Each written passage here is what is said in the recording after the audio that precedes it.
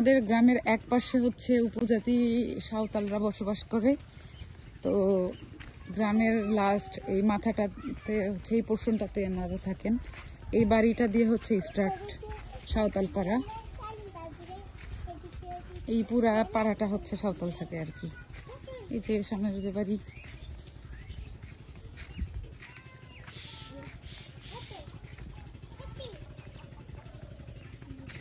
এটা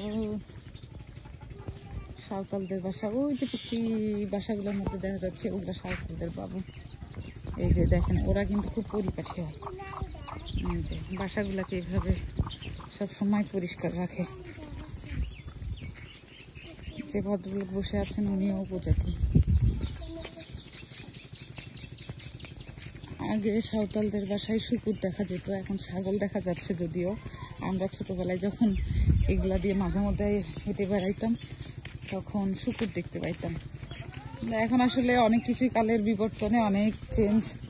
এই যে এই বাসাটাও সাঁওতালদের, এগুলো সবই মোটামুটি সাঁওতালদের বাসা।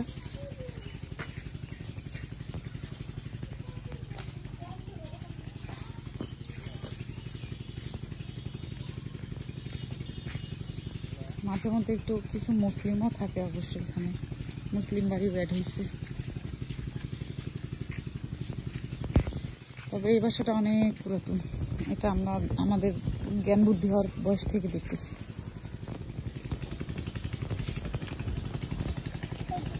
ফাতেমা, এখন আর শুকুর দেখা যায় না, না সাঁওতাল পাড়ায়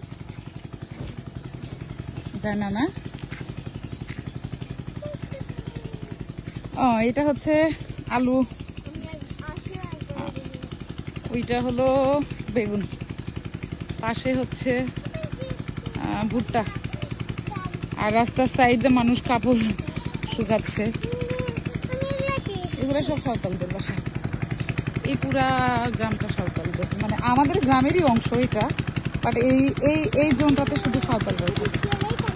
দেখেন গ্রামের মানুষেরা কি করে, শীতকালে এরকম কাপড় চোপড় দিয়ে ফেলে। গ্রামের কোনো সুবিধাও আছে।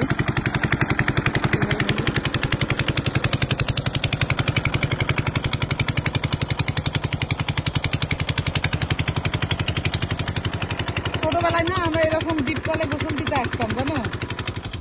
এগুলাতে না, মানে আমাদের বাসার আশেপাশে যেগুলা, ওগুলাতে।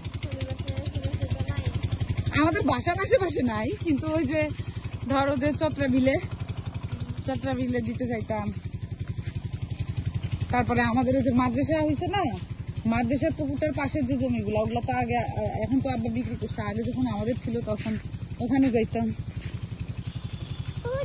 না, শুকুর দেখার উদ্দেশ্যে আসলে আসছিলাম, কিন্তু একটা শুকুরও দেখতে পারলাম না। কুকুর ছানা আছে তাই না? খাদিজা, কুকুর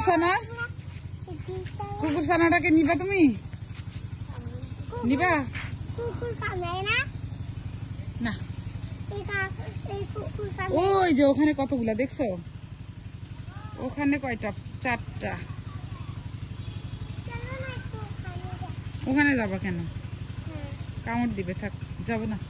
চলো আমরা বাসায় ব্যাক করি। এগুলা সব সাঁওতালদের বাসা। এই যে আমার সুন্দরী বোন কিউটি পাই। চলো।